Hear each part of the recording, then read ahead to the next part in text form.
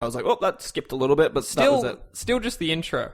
Like, the opening minutes was the only time I ever had one. Really, I've played that multiple times thanks to that glitch I was trying to do, and that it didn't happen once. Well, if that's all, maybe we shall move along. I'm trying to think. I feel like I played something else, but perhaps not. A little bit more Foul Play, a little bit more Trails of Cold Steel. Just getting that Vita love. You haven't played any more Fallout? No, I meant to, and I just kept getting sucked back. I think, look, I don't want to buy it, but I might. I don't know. I want to get Valkyria Chronicles as well. I'm gonna maybe leave Doom till after Valkyria Chronicles because we realized before this episode that there's just a bit of a gap in the year. Yeah, it's gonna get a bit quiet. I wanted to play Shadow of the Beast, but like based on the Metacritic review score I saw, I don't really care anymore. I believe the embargo was up today. I'd be interested to see. At this point, I saw it on like a 63, I think. It's actually timely that you're talking about Metacritic, Govinda. Is that because we have a thing about that? I have a news story. Time for the news we care about. Last week, the Washington Post posted a negative and spoiler-filled review of Uncharted 4: A Thief's End. Despite not giving a score in the review, Metacritic weighted it at a 4 out of 10, making it the only negative review on the site versus 90 positive reviews, and seemingly dropping the Metascore from 94 to 93. Yesterday, Uncharted 4 star Troy Baker posted a link to a petition on change.org aiming to get the Washington Post review removed from Metacritic. Sitting at 4,500 supporters, the petition says, quote, I believe Uncharted 4 is one of the greatest games ever created, and it is my personal favourite for sure, although I can justify some reviewers giving it a 9 or an 8, but this is an utter disgrace, end quote. In a new update to the petition today, creator Dmitry Zorikos added that the purpose isn't to have the review removed from the Washington Post, just from Metacritic. Quote, a game review when the reviewer does not even mention gameplay and complains about the details of the game is not a game review. It is a personal comment. End quote. And it should not judge a final product. He can express his opinions, but it should not be taken into account. He is not a games critic. End quote. Govinda, how do you feel about that? Look, freedom of speech and all. Like, I guess you can say whatever you want to say about it. If you read the review, which Cal read me a little bit earlier, like it's pretty rough. He's just ragging on it. It doesn't sound. It almost sounds like he's got like a vendetta against it for no apparent reason that I'm aware of. Because he just. Do you have it there? I'm just gonna see if I still had it open. Because it's. Sorry, I did totally. Well, there was a quote in there. This 4-part series should have ended after number 1. Yeah, which is brutal to say that some of the best games ever made in the past 20 ever. Fair enough, the first one wasn't great, but to say that like none more should have been made. It just seems like, I don't know. It just seems there's a weird one, and I sort of do understand the petition to take it off Metacritic because usually I don't do math statistics, but in my head there's a practice of taking away your outliers. Yep. So that's like your worst and your best, and then you average it from there. And so I'd understand taking off one of your best reviews and taking off one of your worst reviews, and it'll still be up at its like 94 or whatever it's meant to be at. Yep. Because it seems a little odd that we've got 90 like 8 plus, like 8 out of 10 reviews and 1 4 out of 10. It's pretty. It seems a little off. Our awesome dude over at Kotaku, Jason Schreier, posted an article about it, and it's pretty interesting.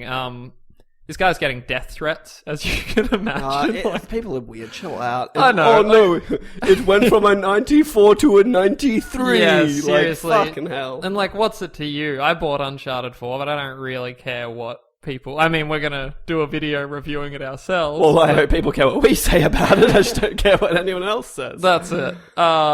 It's pretty interesting. But what should be noted is that apparently the 4 out of 10, they're not really sure if Metacritic sort of took it upon themselves to do that, because Washington Post... Don't give it a score? Yeah, the reviewer said he gave it a 4 out of 10, but that he's a freelancer and he passes that on to his editor.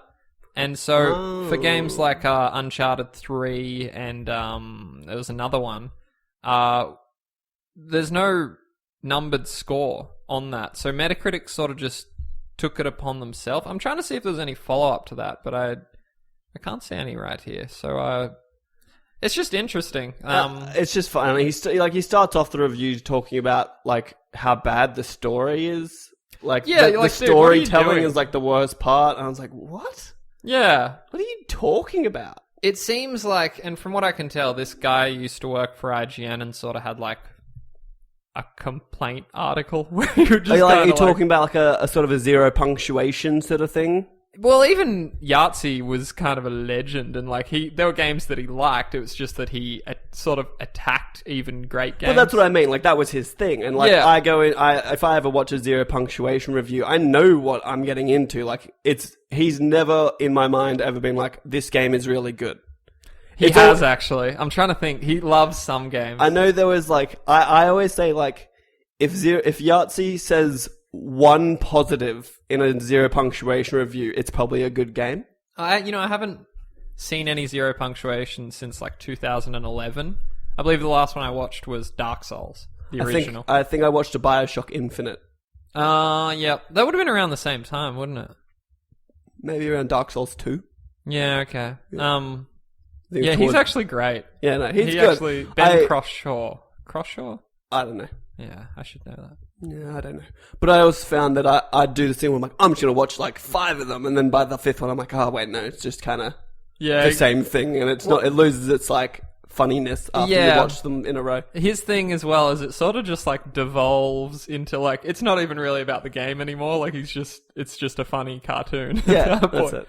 But he's great. But he always brings up good points about things, but also like his metaphors are so fucking on point. Like some of the things he'll like comparing something to like dog shit in your shoe, like walking around with it all day and the smell that comes out of your shoe at the end of the day. Like, but anyway, we're not here to promote Yahtzee. Oh yeah, we're here to promote us. Hey! Follow us on Twitter at @the_PS podcast for all of my video games. No, you seem needy. Let's tone it. I am needy, dude. I am. Whatever. Let him do it. I don't care. Like I don't care.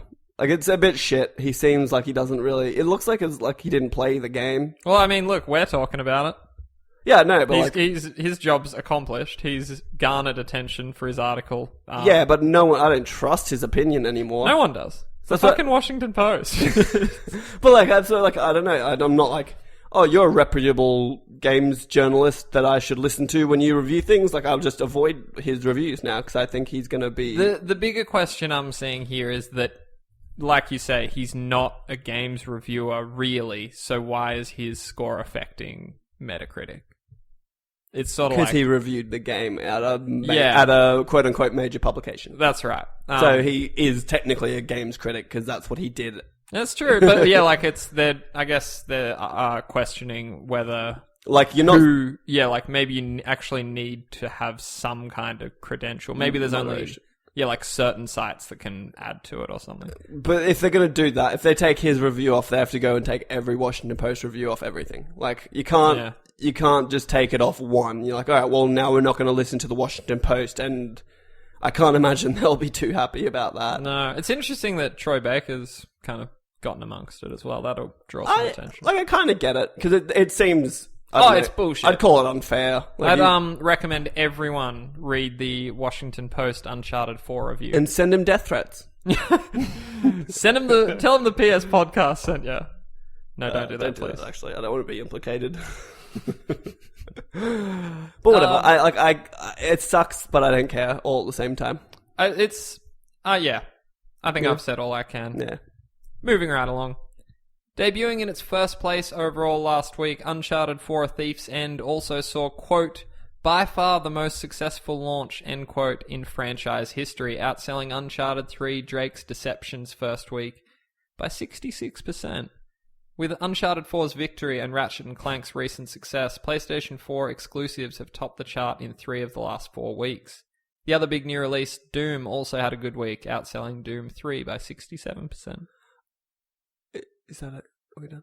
Oh, yes. Oh, sorry, I just wasn't sure. Yeah. I was, I'm not going to call it a skewed statistic, but You it's think like, so? well, like, a game on a console with 45 million units in the wild compared to a launch game on a console that struggled to sell 2 million units. Are you talking about Uncharted 3?